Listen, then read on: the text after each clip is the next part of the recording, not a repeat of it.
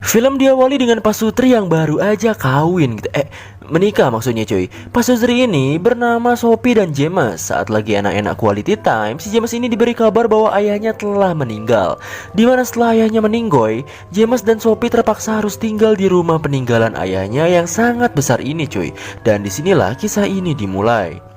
Semenjak pindah dan tinggal di rumah itu, James mewarisi segala hal peninggalan ayahnya, termasuk pekerjaan ayahnya itu sendiri. Dalam artian mendadak benghar gitu. Di sisi lain, istrinya ini gak biasa sama lingkungannya yang mewah, karena emang si Sophie ini sok mandiri gitulah, yang biasanya cuman berdua di rumah sama suaminya. Di sini Sophie kayak gak mau ada pelayan yang membantu gitu. Padahal si pelayan ini dengan senang hati gitu ngelayaninnya cuy. Alhasil karena kerujitan dan keriuhan si Sophie ini, doi mecat semua pelayan di rumah yang segede badeng itu dengan pesangon 2 tahun ke mereka.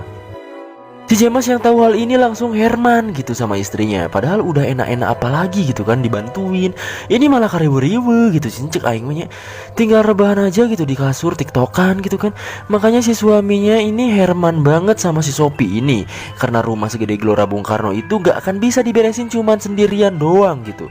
Tapi karena si James ini bucin ya udah deh ngalah kan akhirnya. Singkat cerita, saat James sibuk nguli di kantornya, Sophie mendadak nelpon buat minta tolong buat nyalain mesinnya.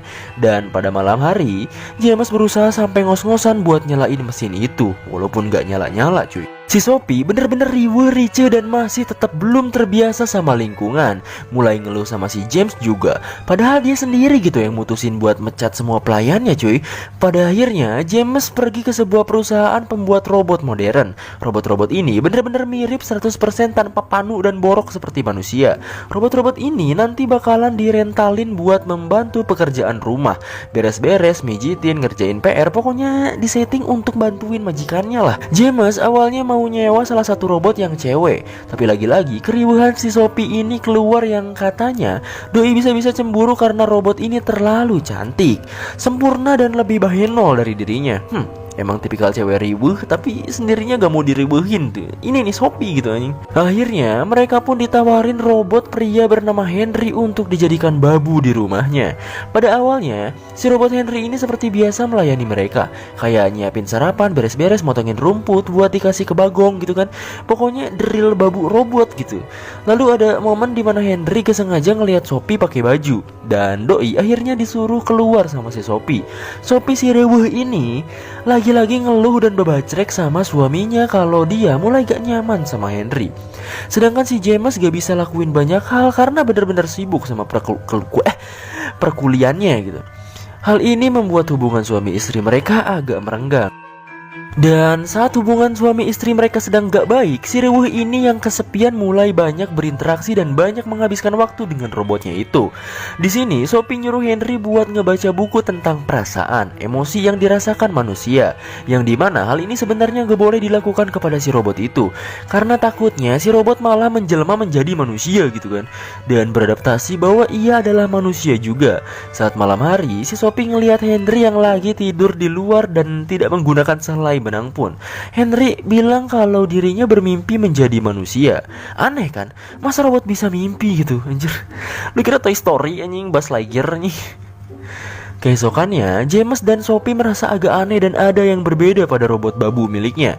Akhirnya, mereka konsultasi ke pemilik perusahaannya bernama si Julie ini. Julie bilang kalau James dan Sophie terlalu memperlakukan Henry seperti manusia. Setelah balik ke rumah, James marah-marah sama Sophie karena doi malah terlalu deket sama Henry. Terlalu banyak menghabiskan waktu bersama Henry dan lebih parahnya disuruh membaca buku yang kemarin ia kasih gitu kan. Gak salah dong di sini si James marah kan. Setelah balik nguli, James nemuin sebuah surat yang dibuat oleh Sophie untuk dirinya. Dan surat ini sudah lama dibuat oleh Sophie sejak awal-awal ia mengawini istrinya itu. Isi dari surat itu adalah isi hati Sophie yang rindu digenjrit sama James. Si James yang peka kalau soal perolahragaan enak, langsung siap-siap buat ngajak istrinya ini cuy. Tapi lagi-lagi Sophie si rewel dan gak balik ini nolak karena babacreknya sih bad mood gitu kan. Memang istri laknat ini anjir.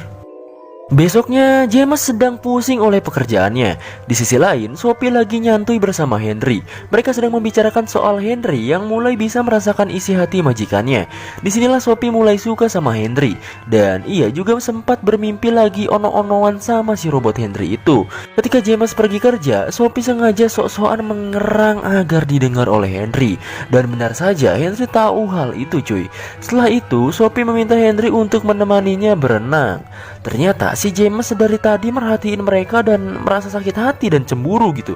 Iya, akhirnya konsultasi lagi ke si Julie. Julie bilang kalau misalnya Sophie beneran suka sama Henry, kemungkinan besar Henry bakalan suka juga sama Sophie. James akhirnya memutuskan untuk meminta Henry agar tidak berinteraksi lagi dengan Sophie. Tapi karena Doi adalah robot, Henry pun malah bilang ke si Sophie soal hal itu dan mengakibatkan hubungan Sophie dan James ribut lagi. Dan di sini Sophie mulai meninggalkan rumah. Tinggallah James dan Henry di rumah segede gaban itu berdua cuy. Dan ada satu momen dimana ini bangke banget, sumpah anjir. James meminta Henry ngambilin pisau cukurnya kan. Si Henry malah datang kagak pakai itu lagi cuy. Di sini mulai adu gantar antara Henry dan James. Keesokannya, James bersikap bahwa adegan semalam hanyalah sebuah mimpi belaka dan Doi berangkat ke kantornya. James juga berusaha baikan sama Sophie, tapi si Sophie ini belum bisa maafin James. Tapi tak disangka, Sophie ternyata diam-diam selalu pulang ke rumah untuk menemui Henry di saat James sendiri sedang bekerja. Ada kayak sinetron azab gak tuh nih film anjir. Singkat cerita, saat Henry sedang melayani ono-onoan dengan Sophie, ia nyeletuk bilang I love you yang membuat Sophie kaget. Dimana seharusnya Henry nggak diprogram buat bilang-bilang kayak gitu, apalagi mencintai beneran majikannya kan.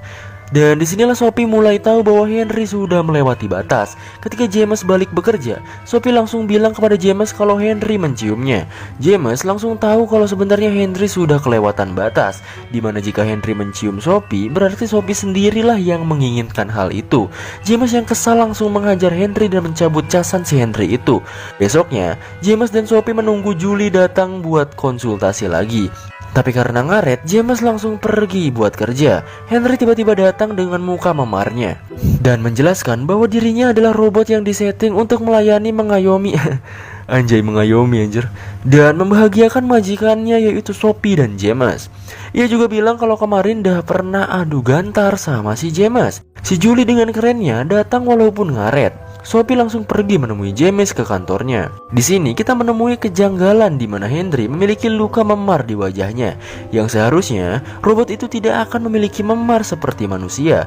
Ya mungkin kalau made in China bisa kali ya, siapa tahu gitu. Julie langsung nyuruh Henry pergi ke tempat charger Cinanya. Tapi Henry mulai sadar kalau si Julie udah bohongin Henry selama ini. Di kantor, Sophie si wanita teriweuh langsung marah-marah kepada James karena adu gantar dengan Henry. Di sini mereka berdua sama-sama melakukan kesalahan cuy dan mulai berbaikan kembali. Saat pulang, ia dikejutkan dengan Henry yang sudah tak pakai baju di tengah lapangan. Ngapain coba si Henry anjir? Di sana, ia berkata bahwa ia benar-benar sadar kalau ia sudah dibohongi oleh Julie karena Henry sebenarnya memang manusia dan bukan robot. Begitu juga dengan robot lain di perusahaannya si Julie. Si Julie mengadopsi dan mendidik mereka seolah-olah adalah robot dari bayi hingga dewasa. FBI akhirnya menutup perusahaan si Julie ini dan mengevakuasi para robot-robot di sana yang sebenarnya manusia.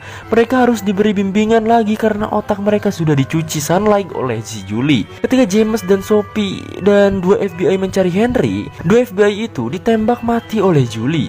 Julie bilang bahwa James dan Sophie telah membuat bisnis dan perusahaannya Julie telah hancur.